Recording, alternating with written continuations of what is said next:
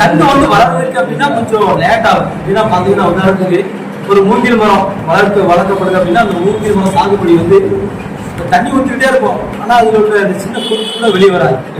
3 வருஷமா கிட்டத்தட்ட தண்ணி ஊற்றுறாங்க. அந்த இறப்பட கொஞ்சமா வளர்ந்துட்டே இருக்கும். ஆனா இந்த 3 வருஷம் தண்ணி ஊற்றுனதுக்கு அப்புறம் இந்த மூங்கில் மரம் ஒரு 6 மாசத்துக்குள்ள 120 அடி வளர்ந்துடும். அந்த அளவுக்கு மூங்கிலுடைய தன்மை எப்படி இருக்கும். அதே மாதிரி ஒரு சங்கம் வளர்க்கணும் அப்படின்னா கொஞ்சம் கஷ்டப்பட்டுட்டே இருக்கணும். இப்போ நம்ம இன்னைக்கு வந்திருக்கக்கூடிய எல்லா நண்பர்களையும் பார்த்தோம். அவங்க கருத்துக்கள் எடுத்து வச்சாங்க. இன்னைக்கு முக்கியமான கூட்டம் என்ன கூட்டம்னா எல்லாருக்கும் பதவி கொடுக்கணும் அப்படிங்கிறது தான் அந்த கூட்டத்தை நம்ம உருவாக்கணும். பதவி கொடுக்கப்பட்டாயிடுச்சு. இந்த பதவி ஒவ்வொருத்தரும் ஒவ்வொரு பொறுப்புகளை நீங்க எடுத்து பயன்படுத்தணும். அது ரொம்ப முக்கியமான விஷயம். அது மட்டும் இல்லாம இந்த மீட்டிங்ல வந்திருக்க மட்டும் நம்ம பதவியில் இருக்க போறது இல்லை. ஆனா பதவியில் இருக்கக்கூடிய கிட்டத்தட்ட நமக்கு 74 டிபார்ட்மெண்ட் நம்ம இன்னும் வார்டு மெம்பரா நம்ம போடல. சங்கம் அப்படிங்கிறது ஒவ்வொருத்தரும் கொடுக்கப்படுகிற பெரிய அதிகாரம். இந்த அதிகாரத்தை நம்ம எல்லாத்துக்கும் கொடுக்கணும். அந்த அதிகாரத்தை செயல்படுத்தக்கூடிய முக்கிய நபர்கள் தயவுசெய்து நம்ம கமிட்டியில தெரியப்படுத்துங்க. முக்கியமா ஒரு சங்கம் வளரணும் அப்படின்னா அதுக்கு உறுப்பினர்கள் கண்டிப்பாக உறுப்பினர்களுடைய அடிப்படை இருந்தால்தான் சங்கத்தினுடைய ஒரு வளர்ச்சி உருவாகும். அதனால தயவுசெய்து நீங்க சங்கத்துல சேர்ந்து செயல்பட விருப்பம் உள்ள நபர்கள் நீங்க அந்த சங்கத்தினுடைய ஃபார்மை ஃபில்அப் பண்ணுங்க. கமிட்டி மெம்பர்ல இருக்கக்கூடிய சேகர் அண்ணன், சந்திரசேகர் அண்ணன், அப்புறம் முருகன் அண்ணன், குமார், இந்த மாதிரி நிறைய பேர் இருக்கிறாங்க. அவங்க நீங்க தொடர்பு கொள்ளுங்க. எல்லா வேலையும் நானே செய்யணும் அப்படின்னு நினைக்காதீங்க. எல்லாரும் கொடுக்கப்பட்டிருக்கிற அந்த உரிமையை எடுத்து பயன்படுத்துங்க. எல்லாரும் இணைந்து செயல்படும் போது அந்த சங்கம் வளர்த்து கொண்டு போறதுக்கு நீங்க உறுதுணையா இருக்கும். இந்த இடத்துல பாத்தீங்கன்னா கடந்த 2 வருஷமா நான் சங்கத்தினுடைய பேர்ல மட்டும் சொல்லிட்டு வரேன், சங்கத்தை கொண்டு போகணும் அப்படின்னு சொல்லி. இந்த சங்கத்தை கொண்டு போறதுக்கு உங்களுக்கு சரியான முறையில தெரியல அப்படின்னா உங்க குழந்தைங்க இருப்பாங்களா, அந்த குழந்தைகிட்ட சொல்லுங்க. இந்த எஸ்சிஎஸ்டி ஃபெடரேஷன் ஆஃப் இந்தியா அப்படின்னா என்னன்னு கேளுங்க. அது அந்த பத்தி இந்த குழந்தைங்க நல்லா சொல்லுவாங்க. அவங்கள கைட் பண்ணுங்க. அவங்களோட கூட இணைஞ்சு செயல்படும் போதுதான் சங்கம் வளர்ந்து போகும். சங்கத்தை வளர்த்து கொடுக்கக்கூடிய பொறுப்பு ஒவ்வொருத்தருக்கும் இருக்கு அப்படிங்கிறத நீங்க நல்லா புரிஞ்சுட்டீங்கன்னா சங்கம் வளரும். ஆனா அதே மாதிரி எல்லா விஷயத்தையும் நானே பண்ணணும்னு நினைக்காதீங்க. நீங்க உங்களுக்கு சங்கத்துல இருந்து இணைந்து செயல்படக்கூடிய நீங்க ஒரு அத்தாரிட்டி பர்சனா இருக்கிறதுனால உங்களுடைய செயல்பாடு ரொம்ப முக்கியமா இருக்கு. நான் என்ன செய்யணும் அதே மாதிரி நீங்களும் செய்யணும். உறுப்பினரா இருந்து கடந்து போகாதீங்க. ஒரு தலைவர் இடத்துக்கு வாங்க. தலைவரவாறு செயல்படக்கூடிய சிந்தனையோடு இருங்க. அப்புறம் பார்த்துக்கிட்டு இருக்க நீங்களும் ஒரு உறுப்பினரா இருக்காதீங்க. கண்டிப்பா நீங்க உறுப்பினர் செயல்படக்கூடிய ஒரு தலைமையிட்டு வச்சுக்குவாங்க. அதுதான் ரொம்ப முக்கியமான விஷயம். தேங்க்யூ. மும்பையில் SC and ST federation of India mister Karaipalan union லீடராங்க செயல்படுறாங்களே, அவங்களுக்கு கீழே நாங்கள் கமிட்டி உருவாக்கி நாங்கள் மகாராஷ்டிராவில் நாங்கள் யூனியன் நல்ல மாதிரி நடத்தி கொண்டு போவோம். எங்களுக்கு அதுக்கு ஒரு ஃபைனான்ஸ் ட்ரஸ்ட் மூலியமாக எங்களுக்கு பல கம்பெனிகளில் எங்களுக்கு ஃபைனான்ஸ் உதவி தேவைப்படுது. அப்படி அதர்ஸ் கம்பெனி நிறைய ஹெல்ப் பண்ணுது மகாராஷ்டிராவில். அதை நாங்கள் தெரிஞ்சு அங்கே போய் பேசி எடுத்து நாங்கள் கமிட்டி மூலியமாக நாங்கள் மக்களுக்கு கொண்டு போய் நல்ல யூனியனுக்கு நம்மளுக்கு ஃபைனான்ஸ் ரொம்ப முக்கியம்.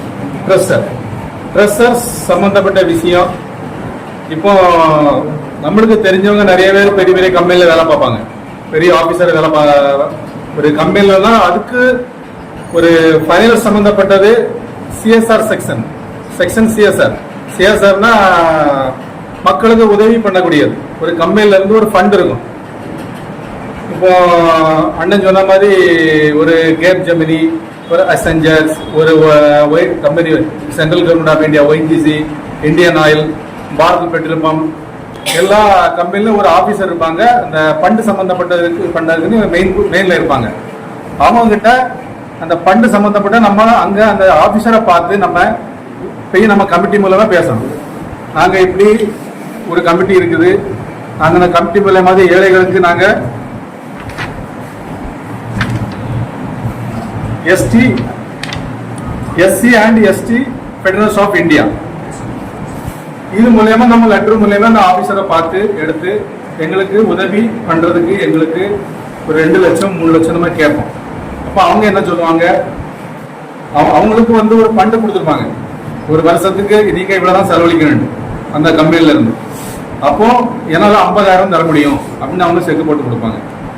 அப்போ அந்த 50,000 வச்சு நம்ம கமிட்டி மூலமா நம்மளுக்கு நிறைய ஹெல்ப் பண்ணலாம். ஒரு ஹாஸ்பிட்டல் ஒரு எம்ஆர்ஐ மிஷின் வாங்கி கொடுக்கலாம்.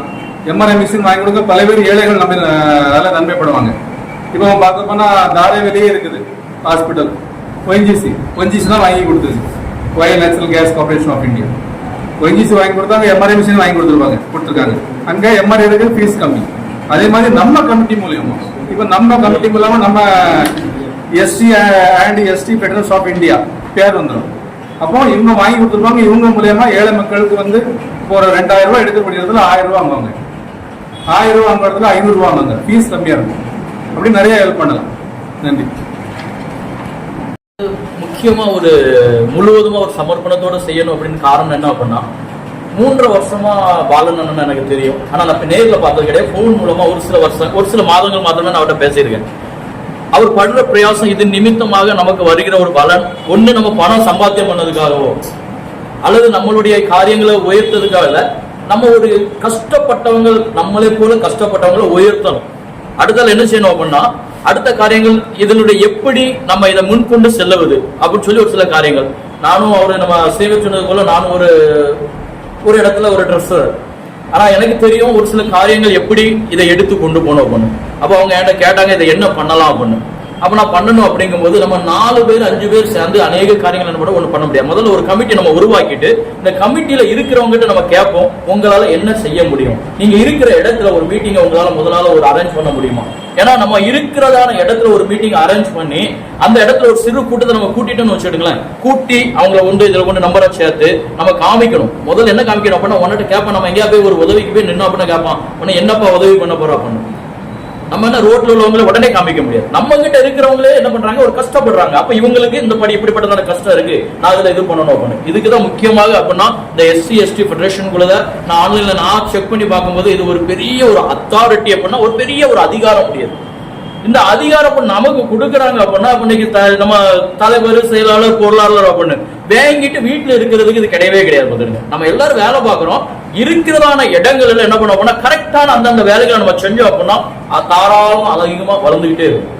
நம்ம வேங்கிட்டு இன்னைக்கு நான் சொல்றேன் என்னால முடியும், நான் சொல்றேன் இப்போ யார்ட்ட பாலன் சேகரன் யார்ட்டையா ஒரு ஆண்டு முருகன் சொல்றேன், ஏன்னா இப்படி ஒரு இடத்துல ஒரு 10 சின்ன ஒரு மேட்ரு வாங்க நம்ம முதல்ல ஒரு மீட்டிங் வைப்போம் அப்படின்னா நம்ம என்ன பண்ணோம் அப்படின்னா மீட்டிங்காக உறுப்பினர்களை சேர்க்க முடியாது. முதல்ல யாரு தலைவர் செயலாளர் பொருளாளர் இருக்கும் அவங்க வருவதற்கு முதல்ல என்ன பண்ணணும், ஆயத்தமா இருக்கும். ஆயத்தமா 10 பேர்ல ஒரு 2 பேர் 3 பேர் இல்லை அப்படின்னா 7 பேராவது அந்த இடத்துல போய் நிக்கிறதுக்கு ஆயத்தமா இருக்கும். அப்படி ஒரு ஆயத்தமா இருந்தோம் அப்படின்னா நம்ம என்ன பண்ணலாம், இதை அருமையா முன்னெடுத்து நம்ம சொல்ல கண்டிப்பாக முடியும். ஒரு ஆள் பிரயாசப்பட முடியாது, எல்லாரும் சேர்ந்து நம்ம என்ன பண்ணோம் கரங்களை ஊசி நம்ம தட்டுனாதான் அந்த ஓசை பலமா கேட்போம்.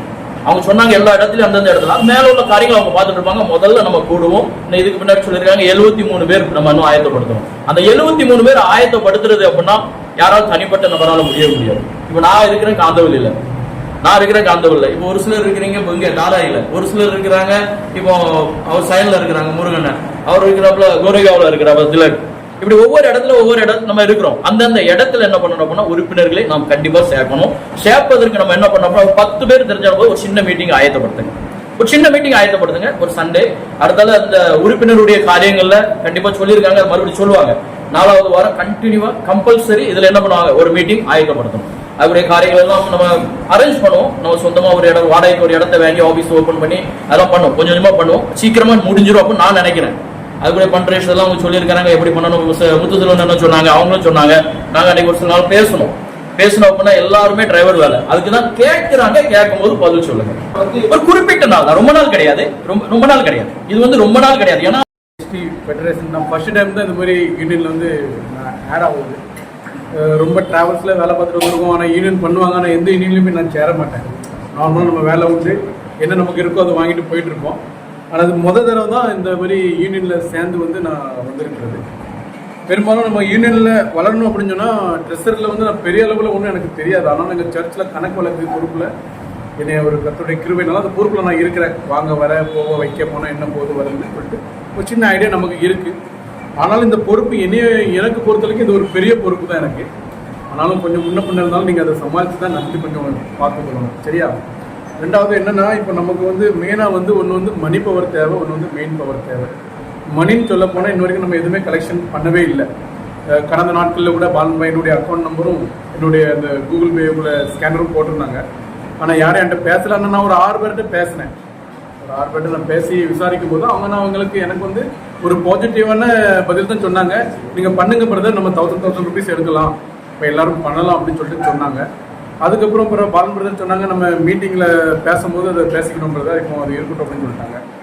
ஆனால் என்னுடைய ஒரு வேண்டுகோள் என்னன்னா, முதலாவது நமக்கு மணி தேவை, பணம் தேவை. பணம் இருந்தால் தான் நம்ம டக்குனு இப்படி மீட்டிங் வைக்கவோ ஒரு சில காரியங்களை நடத்தும் போது அதை நம்ம எடுத்து பயன்படுத்திக்கலாம். ஒரு ரோலிங்கில் வந்துடும். ஏன்னா ஒரு ஆளாக வந்து பாரத்தை சுமக்காதபடி எல்லாரும் இருக்கிறதுனால அந்த பணத்தை நம்ம பயன்படுத்திக்கலாம்.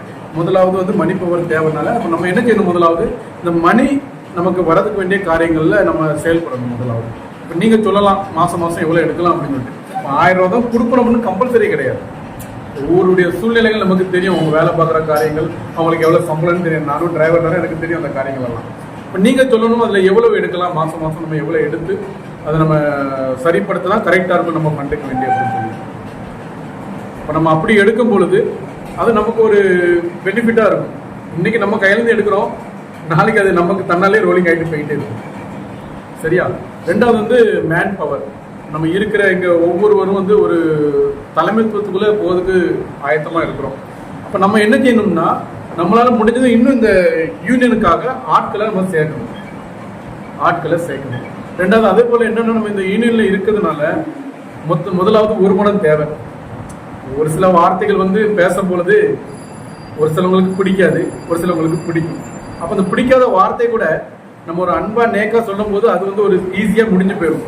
இல்ல அதை ஒரு பெரிய விஷயமா நம்ம ப்ராப்ளமா பண்ணி செய்யும் போது அது நாளைக்கு ஒரு பெரிய பாதிப்பு உண்டு பண்ணும். இந்த காரியங்களை நம்ம கொஞ்சம் கவனம் செலுத்தி, இப்போ இங்க இருக்கிறவங்க எல்லாருமே வந்து ஒரு சொல்ல போனா ஒரு தலைவர் போஸ்ட்ல வர போறவங்க எல்லாருமே. அப்போ இந்த காரியத்தை முதல்ல நமக்கு வந்து பொறுமை தேவை. பொறுமையில வந்து நம்ம என்ன செய்யலாம்னா, ஒரு ஆள் பேசும்போது கூட சரியில்லைன்னா உங்களை தனிப்பட்ட முறையில் பிரதர் இப்படி இருந்தது, நீங்கள் இப்படி பேசுறது சரி வராது போல, அப்போ நம்ம இப்படி பண்ணால் நல்லா இருக்குமே அப்படின்னு சொல்லிட்டு நம்ம நேக்காக கேட்கும் பொழுது பிரச்சனை வர்றதுக்கு வாய்ப்பே கிடையாது. அதே மாதிரி என்ன ப்ராப்ளம் இருந்தாலும் நம்ம எந்த பேச்சுவார்த்தைகள் இருந்தாலும் கூட நம்ம வந்து இந்த குரூப்பில் போடக்கூடாது. குரூப்பில் போடுறதுனால என்ன தெரியுமா, இப்போ எனக்கும் சேகரனுக்கும் தான் பேச்சுவார்த்தை நடந்துட்டு இருக்குன்னா, இப்போ நான் அந்த குரூப்பில் போட்டோம்னா எல்லாத்துக்குமே தெரியும். ஏன்னா இது எங்கள் 2 பேர் விஷயத்துலேயே முடிஞ்சு போகக்கூடியது.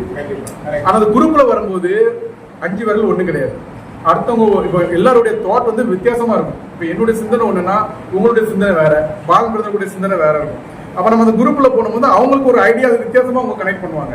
அப்ப அந்த பிரச்சனை என்ன செஞ்சுட்டு இருக்கோம்னா வளர்ந்துகிட்டே போகும். அதனால இனிமே அந்த மாதிரி பிரச்சனைக்கு நம்ம இடம் கொடுக்காதபடி, அப்படி உங்களுக்கு பிடிக்காத காரியத்தை சேகர் ஏதோ ஒரு போடுறாங்க, அது உங்களுக்கு சரிப்பட்ட மாதிரி தெரியல அப்படின்னா அவங்களை பிரச்சனை ஃபோன் பண்ணி கேளுங்க, என்ன இப்படி போட்டிருக்கீங்களா, இதுக்கு என்ன, அப்ப இது நீங்க இப்படி போட்டா சரி வருது, இப்படி போட்டு பாருங்க நல்லா இருக்குமே அப்படின்னு சொல்லிட்டு கொஞ்சம் நீங்க பண்ணீங்கன்னா நல்லா இருக்கும். இந்த விஷயத்தை வச்சு தான் நான் பேசிட்டு இருந்தேன். முதல்ல இந்த ஃபண்டுக்காக நம்ம என்ன பண்ணலாம் அப்படின்னு சொல்லிட்டு நீங்க தெரிவிங்க. இந்த கூட்டம் நடைபெற்று கொண்டிருக்கிறது. இதில் வந்து இப்போ எல்லாத்தையும் தேர்ந்தெடுத்துருக்கோம். எல்லாத்தையும் கேட்டுக்கிறோம். எல்லாத்தையும் என்கிட்டையும் கேளுங்க. எல்லா விஷயத்தையும் எல்லாத்தையும் கலந்து நம்ம செய்வோம். உங்களுக்கு நான் எல்லா விஷயத்தையும் நான் சப்போர்ட்டாக இருப்பேன். எந்த நேரத்தினாலும் என்ன பிரச்சனைனாலும் நாங்கள் அவங்களுக்காக நான் முன்னின்று நிற்பேன், வருவேன். அதனால் நீங்கள் எதுவுமே கவலைப்பட வேண்டாம்.